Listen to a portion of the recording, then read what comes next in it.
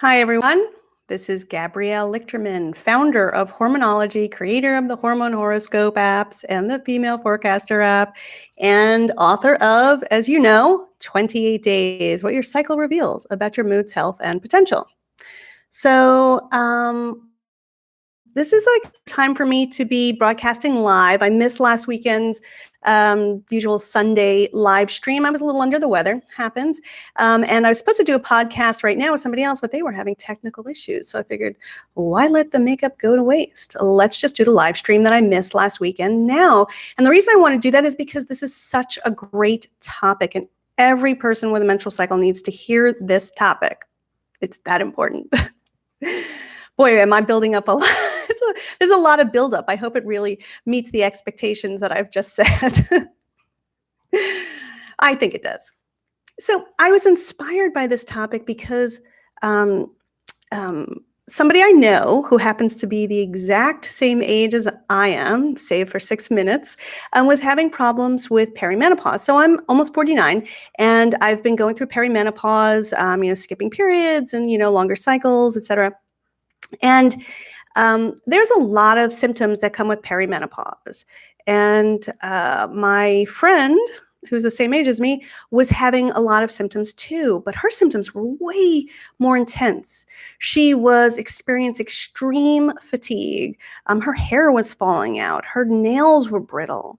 And she was telling me all this. And I was like, well, we're like the same age, kind of the same biology.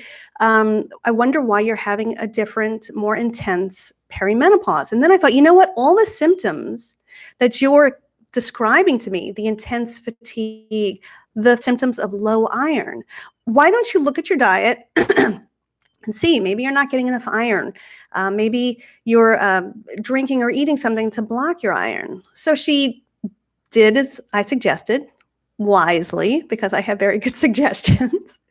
And she realized she got virtually no iron in her diet. She wasn't taking a multi with minerals. She wasn't eating any fortified cereal or eating any foods that even had a substantial amount of iron.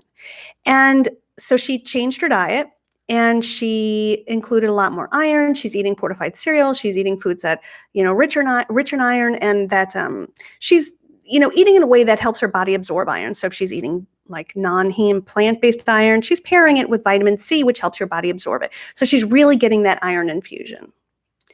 So a couple of weeks go by and she comes back to me and she says, what a difference in her life.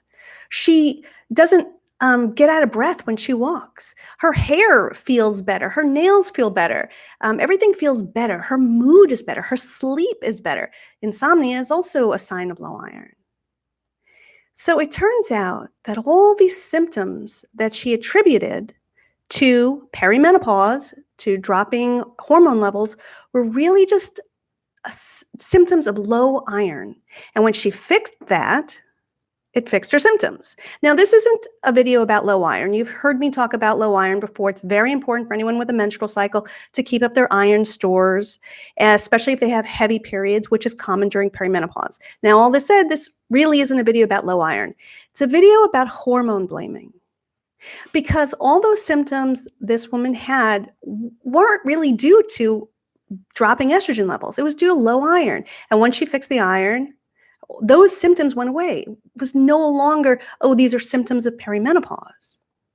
Now, when I was cycling regularly, I remember blaming my hormones once for pain and irritability. I was like, it was my period week, and I was like, oh my gosh, I'm just so angry. I'm so ticked off.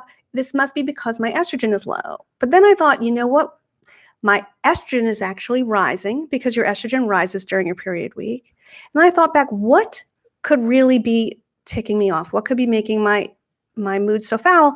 And it was pain due to recent oral surgery I'd had, and pain from my back. So I was double whammied with pain, and this was making me irritable. It had nothing to do with hormones. And I remember that light bulb going off in my head saying, I'm guilty of hormone blaming. I blamed my hormones for irritability when it was really due to something completely different. So I put an ice pack. I remember this so well. I put an ice pack on my back, and I took a pain pill for, the oral surgery recovery, and I felt so much better.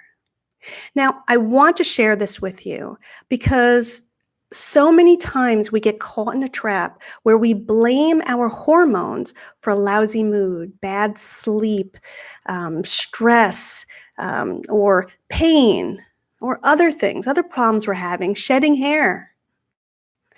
And it can be due to something else. And it's important to rule out that something else before blaming our hormones, because that something else could be fixed just as easy as it was for this woman to take iron and eat, foods rich in iron, and it fixed everything. So I think it's common for us to blame our hormones because we've been taught for generations that hormones effects, the hormonal effects we have are always negative. They're always negative, right? Every time up until recently, thank goodness, up until recently, for generations, we've only heard how hormones impact women in a negative way. They make us grumpy, they make us achy, they ruin our sleep, they make us more easily frustrated, they make us cry, but they also do positive things. They also, boost our mood and our confidence and our energy. So because we've had this bombardment of negative messages, we may just automatically, attribute a problem we're having to our hormones. It's easy. We already have heard the message over and over that hormones have negative effects. But the problem with hormone blaming is that you may not be attributing the problem to the right cause. And then you may be missing the opportunity to fix it. So like I did with, the ice pack on my back and the Tylenol for my mouth, I fixed it and I was in a better mood. It had nothing to do with hormones. Like this woman took iron and it fixed her insomnia and her fatigue and her hair shedding and her brittle nails. It had nothing to do with hormones. So what I'm trying to say is, whether you're, you have a regular menstrual cycle, you're premenopausal, so you're getting monthly cycles, or you're perimenopausal, or you're menopausal, and you feel like you're experiencing symptoms, before you go blaming your hormones, try to rule out other factors, because those other factors may be the real culprit. So you let hormones off the hook, and that culprit could be easily fixed. So that's my tip for today. I hope this helps you not automatically blame your hormones. Boy, they've gotten a bum rap, right? Not automatically blame your hormones when you feel a symptom of something. And hopefully you'll do a little bit of investigation and see if you could fix the problem another way. Okay, so if you have any questions, you can ask me in the comments, email me privately, Gabrielle@myhormonology.com, visit my website to learn more, myhormonology.com, and of course, pick up my book, 28 Days, What Your Cycle Reveals About Your Moods, Health, and Potential. This is really, I'm so proud of this book. It's my baby, and there are other books in the 28 Days collection to come soon, and we'll be talking about that more. All right, thanks so much, guys.